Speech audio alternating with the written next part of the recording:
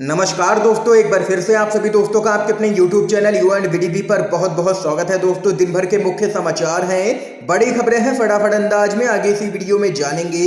ये वो खबरें हैं जो गोदी मीडिया आप तक नहीं पहुंचाता है। तो वहीं दोस्तों, खबरों की तरफ बढ़ने से पहले आप लोगों से छोटा सा निवेदन है कि अगर आप लोग भी खुल करके देश भर में लगातार नफरत फैला रही गोदी मीडिया का बहिष्कार करते हैं, विरोध करते हैं, तो अभी इस वीडियो को लाइक कीजिएगा, अपना समर्थन दर्ज करवाइएगा, चैनल को फ्री में सब्सक्राइब करके बेल के आइकन को जरूर दबाइएगा दोस्तों, और कमेंट बॉक्स में कमेंट करना बिल्कुल भी मत भूलिएगा।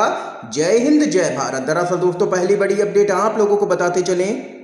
दिल्ली में हलचल बढ़ी है। ईडी के सामने पेश हुए हैं राहुल गांधी। शक्ति प्रदर्शन के बाद हिरासत में लिए गए हैं रणदीप सुरजेवाला और मुख्यमंत्री अशोक गहलोत समेत कई कांग्रेसी नेता।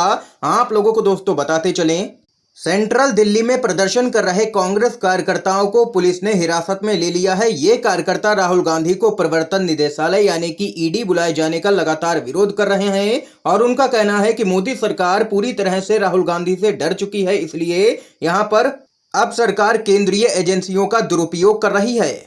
बताते चले, कांग्रेस के नेता राहुल गांधी इस समय ईडी की पूछताछ में शामिल हैं और वहीं बड़ी संख्या में समर्थकों और वरिष्ठ नेताओं के साथ सत्याग्रही मार्च करते हुए पार्टी के दफ्तर से पैदल ही ईडी ऑफिस पहुंचे। इस मौके पर उनके साथ पी चिदंबरम, दिग्विजय सिंह, प्रमोद तिवारी, इमरान प्रतापगढ़ी जैसे कई सीनियर नेता भी मौजूद रहे और वहीं छत्तीसगढ़ के मुख्यमंत्री भूपेश बघेल भी इस मौके पर दिल्ली में हैं और उन्होंने भी मार्च में हिस्सा लिया है और कई कांग्रेसी दिग्गज नेता यहां पर गिरफ्तार भी किए गए हैं और मोदी सरकार पर तानाशाही का आरोप लगाया है। इस बीच एक और बड़ी खबर जान लेते हैं। सिर्फ नोटिस देकर के चलाया गया है मोहम्मद जावेद के घर पर बुलडोजर। हाई कोर्ट के पूर्व चीफ जस्टिस बोले यह पूरी तरह से गैर कानूनी है। CAA समेत अन्य प्रदर्शनों में ले चुके हैं हिस्सा। खबर आप लोगों को दोस्तों बताते चलें, मोहम्मद जावेद उर्फ जावेद पंप का घर बुलडोजर से योगी सरकार ने ढा दिया, जिसके बाद विपक्ष से लेकर के आम जनता तक योगी सरकार पर हमलावर है। इस बीच आप लोगों को बताते चलें, एक पूर्व जज ने योगी सरकार को आड़े हाथों ले लिया है और मनमानी करने का आरोप लगाया है और कहा है कि सरकार की तरफ से लगातार एक समुदाय को टारगेट किया जा रहा है। और वहीं बताते चलें, जावेद पंप का घर बुलडोजर से गिराए जाने के बाद इलाहाबाद उच्च न्यायालय के पूर्व मुख्य न्यायाधीश गोविंद माथुर ने एक यहां पर इंटरव्यू में कहा है कि यह पूरी तरह से अवैध है। आप किसी का भी घर नहीं गिरा सकते हैं, भले ही आप एक पल के लिए भी मान लें कि निर्माण अवैध था। वैसे ही देश में करोड़ों भारतीय कैसे रहते हैं जब घर के निवासी हिरासत में हो, तो आपको इस बात की इजाजत नहीं है कि आप उसके घर को ध्वस्त कर दें। पूर्व मुख्य न्यायाधीश ने कहा है कि यह तकनीकी मुद्दा नहीं बल्कि कानून के शासन का सवाल है। ये यहाँ पर देख सकते हैं कि इलाहाबाद हाई कोर्ट के पूर्व मुख्य न्यायाधीश ने ले लिया है योगी सरकार को निशाने पर। एक और बड़ी खबर आप लोगों को बताते चलें, JNU आफरीन के साथ खड़ा हुआ है। कैंपस में हुआ है जबरदस्त विरोध प्रदर्शन। मोदी और योगी विरोधी नारे लगाए गए हैं। खबर आप लोगों को दोस्तों बताते चलें, JNU में आफरीन फातिमा के समर्थन में रविवार देर रात जबरदस्त तरीके से विरोध प्रदर्शन हुआ। इसका आयोजन आयशा ने किया।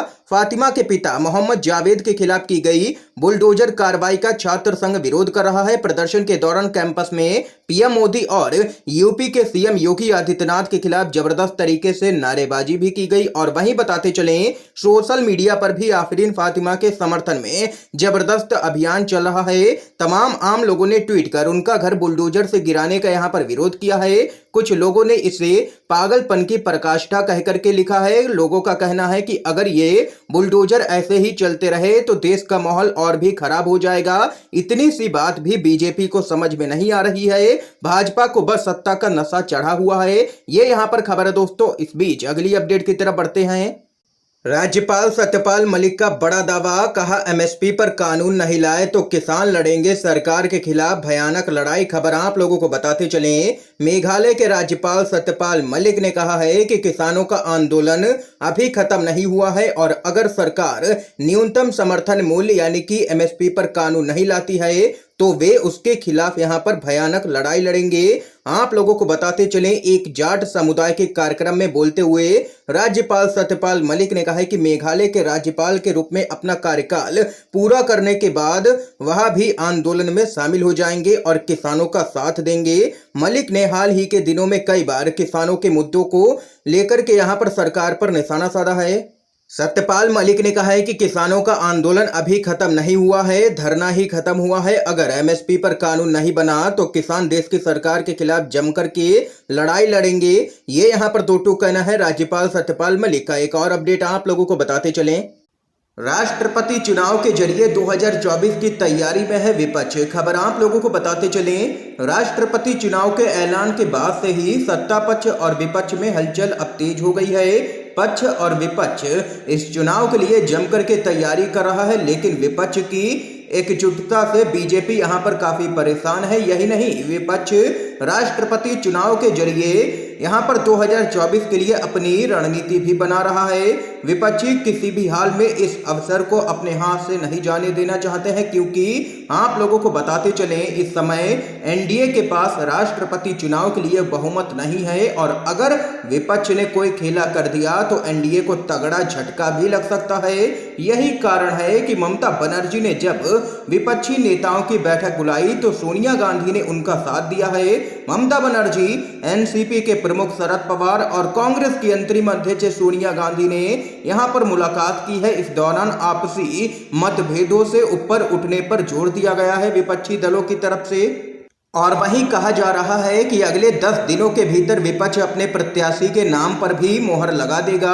राजनीतिक जानकारों का कहना है कि यदि विपक्ष ने एक उम्मीदवार के नाम पर मोहर लगाई तो ये 2024 के चुनावों के लिए पहली एकजुटता नींव साबित हो सकती है। इस बीच अगली अपडेट बताते चलें आप लोगों को। पैगंबर मोहम्मद पर अपमानजनक टिप्पणी को लेकर के नूपुर शर्मा की मुश्किलें और भी बढ़ी हैं। महाराष्ट्र और कई राज्यों के बाद अब पश्चिम बंगाल में भी केस हो चुका है दर्ज। खबर आप लोगों को दोस्तों बताते चलें। पैगंबर मोहम्मद पर अपमानजनक टिप्पणी को लेकर के देश भर में विवाद दिन पर दिन बढ़ता ही जा रहा है। इस बीच पैगंबर विवाद में बीजेपी से सस्पेंड की गई नूपुर शर्मा की मुश्किलें और भी बढ़ती हुई नजर आ रही हैं और लगातार उनकी गिरफ्तारी की मांग तेज होती जा रही है। पैगंबर मोहम्मद के खिलाफ विवादित टिप्पणी को लेकर के बीजेपी की नेता रही नूपुर शर्मा के खिलाफ एफआईआर दर्ज की गई है।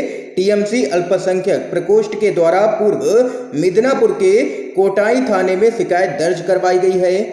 बताते चले नूपुर शर्मा के खिलाफ इससे पहले भी कई केस यहां पर देश भर में दर्ज किए गए हैं, और वहीं से पहले मुंबई पुलिस ने पैगंबर मोहम्मद पर विवादित टिप्पणी को लेकर के नूपुर शर्मा को दूसरी बार समन जारी किया है और उनको 25 जून को तलब किया है। ये यहाँ पर दोस्तों देख सकते हैं कि नूपुर शर्मा की मुश्किलें दिन पर दिन बढ़ती ही जा रही हैं। देश के कई राज्यों में यहाँ पर केस दर्ज है और कभी भी यहाँ पर उनकी गिरफ्तारी हो सकती है। इसके साथ ही अगली अपडेट की तरफ बढ़ते हैं। अदालत को ताला लगा दो, क्योंकि अब तो मुख्यमंत्री तय करेगा कि आरोपी कौन है। यूपी में बुलडोजर की कार्रवाई पर भड़के हैं असदुद्दीन ओवैसी।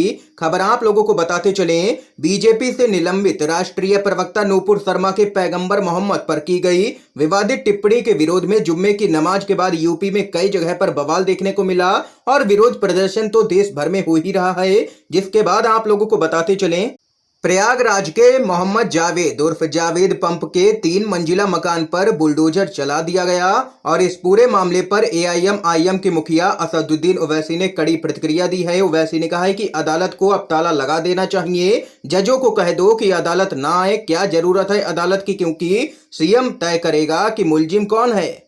ये यहाँ पर दोस्तों इस समय की आज की सभी बड़ी खबरें थी, मुख्य समाचार थे जो हमने आप लोगों तक पहुंचाए हैं UNVDB के माध्यम से।